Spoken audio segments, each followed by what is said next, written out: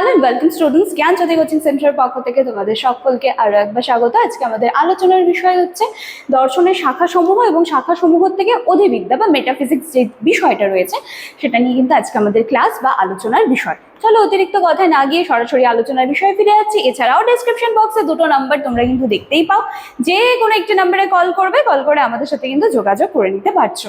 এবারে চলে আসি আমরা অধিবিদ্যা বা মেটাফিজিক্স কি বলছে।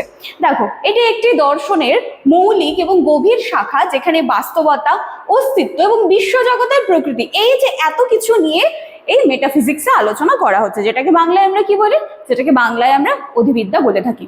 ক্লিয়ার? আচ্ছা, এবারে দেখো, এই যে মেটাফিজিক্স শব্দটি, এটি কিন্তু একটি গ্রিক ভাষা থেকে এসেছে। মেটা মানে হচ্ছে পরে, এবং ফিজিক্সের অর্থ হচ্ছে প্রকৃতি। ঠিক আছে, তো প্রকৃতির দৃশ্যমান দিকের বাইরের যে গভীর সত্য বা বাস্তবতা, কি বলেছে টার্মটা দেখো ভালো করে, প্রকৃতির দৃশ্যমান দিকের বাইরের দিকের যে গভীর সত্যতা বা বাস্তবতা রয়েছে সেটা নিয়েই হচ্ছে অধিবিদ্যা, বা সেটা নিয়েই কিন্তু মেটাফিজিক্স আলোচনা করে। তো সহজভাবে বলি যে আমরা যেগুলো চোখে দেখি না কিন্তু ভাবি, বা যেগুলো আমরা অনুভব করি, তার মানে দেখো আত্মা কখনো চোখে দেখা যাবে না, কিন্তু এটা নিয়ে আমরা অনুভব করি বা এটাকে আমরা ভাবি। ঈশ্বরকে কিন্তু আমরা চোখে দেখতে পাই না, কিন্তু সেটাকে আমরা অনুভব করতে পারি।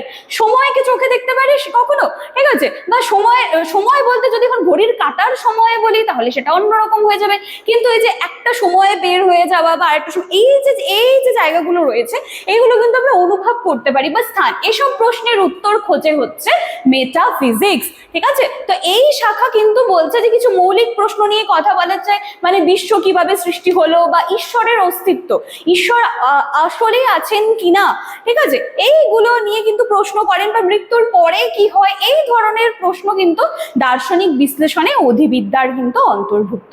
ক্লিয়ার আছে? তাহলে এই সমস্ত জায়গা নিয়ে কিন্তু অধিবিদ্যা কথা বলছে। এরপরে দেখো, এই যে মেটাফিজিক্স এর কিন্তু কিছু শাখা উপশাখা রয়েছে, যেমন কি অস্তিত্ব তত্ত্ব মূলত কি কি জিনিস সত্যি বিদ্যমান রয়েছে সেগুলো নিয়ে নির্ধারণ করে। যেমন দেখো, বস্তু, মন, আত্মা ইত্যাদি। কসমোলজি বা বিশ্বতত্ত্ব, বিশ্ব জগতের উৎপত্তি, গঠন, পরিবর্তন এগুলো নিয়ে আলোচনা করছে। বিশ্ব কিভাবে সৃষ্টি হলো, কিভাবে চলছে, সমস্তটা নিয়ে সে আলোচনা করছে। ঈশ্বর তত্ত্ব কি নিয়ে আলোচনা করবে, যে ঈশ্বরের অস্তিত্ব, স্বরূপ এবং মানুষের সাথে ঈশ্বরের যে সম্পর্ক সেটা কিন্তু বিশ্লেষণ করছে। ঠিক আছে, তো শিক্ষা ক্ষেত্রে মেটাফিজিক্সের যে গুরুত্ব রয়েছে সেটাও কিন্তু অনেকটা বেশি। এটি মানুষের জীবন দর্শন গঠনে যথেষ্ট সাহায্য করে, শিক্ষার উদ্দেশ্য নির্ধারণে বা শিক্ষাকে একটা ডিরেকশন দিতেও কিন্তু মেটাফিজিক্সের ভূমিকা রয়েছে।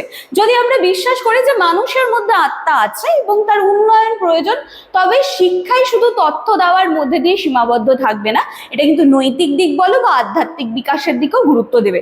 আবার বাস্তবতা সম্পর্কে আমাদের যেমন ধারণা হবে, তেমনই কিন্তু শিক্ষার পদ্ধতি, লক্ষ্য সমস্ত কিছু নির্ধারিত হবে। তাই মেটাফিজিক্স কি করে, শিক্ষা ব্যবস্থাকে একটি দার্শনিক ভিত্তি কিন্তু প্রদান করে থাকে। ঠিক আছে, তো এই হচ্ছে পুরো বিষয়টা, এটা একটু তোমরা ভালো করে দেখে নেবে। মেটাফিজিক্স কিন্তু তোমাদের ইম্পর্টেন্ট আছে। সবার প্রথমে এত কিছু মনে না রেখে একদম সহজভাবে প্রথমে ক্লিয়ার করে রাখবে যে মেটাফিজিক্স, অধিবিদ্যা কি নিয়ে কথা বলছে, কনসেপ্ট ক্লিয়ার রাখো।